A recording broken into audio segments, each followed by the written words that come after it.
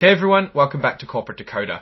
Get ready to dive into the financial world because today we are looking at standard BioTools and it's not your typical tool shed. We are seeing if they can build a future for their investors.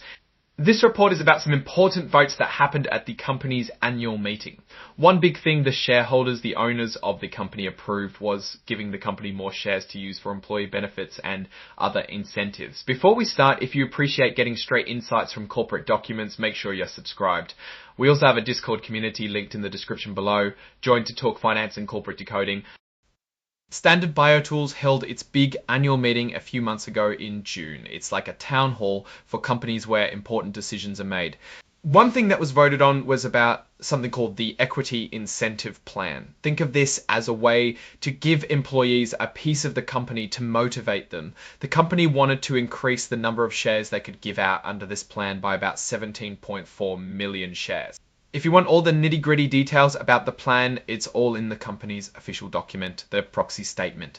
It's like their instruction manual for the annual meeting. They filed this with the SEC, Securities and Exchange Commission, back in April. At the time of the meeting, the company had about 379.8 million shares available. At the meeting, a large number of these shares were voted, roughly 86%. So most of the shares were represented at the annual meeting, either in person or by signed permission slips called proxy votes. First up was electing some key people called Class 3 directors. Basically, these are folks who will be on the company's board until the annual meeting in 2028. The shareholders voted and Kathy Hibbs and Frank Whitney were chosen to serve as the company directors. Kathy Hibbs received about 235.9 million votes in favour, with about 9.4 million votes withheld. Basically, withhold means people didn't vote for her, but didn't explicitly vote against her either. In comparison, Frank Whitney got about 240.3 million votes for him, with about 5 million votes withheld. There were also about 81.5 million as broker non-votes, which means the brokers didn't vote on behalf of the people. Next, there was a vote on whether people agreed with how much the top executives were getting paid. This vote doesn't force the company to do anything, it's more of a suggestion box.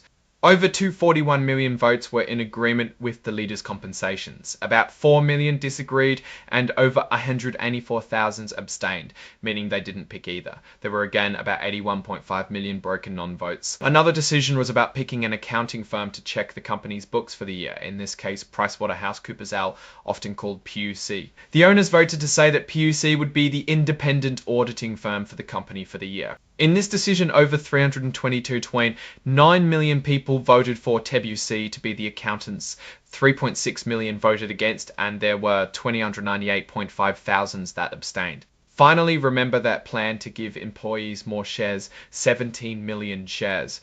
Well, shareholders voted on whether or not to approve this change. About 223.4 million votes were cast in favour in giving the workers more shares, while around 19.6 million voted no. About 2-3 million people abstained, and yes, broker non-votes were again 81.5 million. Now, let's zoom out and look at what this all means. It seems like the shareholders are giving the thumbs up to the company's plans. Approving the equity plan is a common thing for a public company. Shareholders want incentives to be aligned between them and the leaders. That is, when shareholders make profit, the chiefs also make profit. One thing to note is the large number of broker non-votes in some of these proposals. This could mean some owners didn't voice their opinion on certain proposals. It is like having jury duty and not showing up to court. So what's the final verdict? Standard BioTools seems to be moving in a direction that the majority of its shareholders agree with. However, it is very important to keep in mind that just a few shareholders actually took decision in the last vote, while all the other people did not vote. The shareholders approved their plans and incentives. Now let's see if they can deliver. Alright, that's our breakdown of Standard BioTools' latest filing. What's your take on these numbers and what they signal for the company's future? Drop your thoughts in the comments. If this analysis was valuable, hitting that like button really helps, and subscribe for more deep dives. Don't forget to check out the Discord in the description. Thanks for watching. See you next time.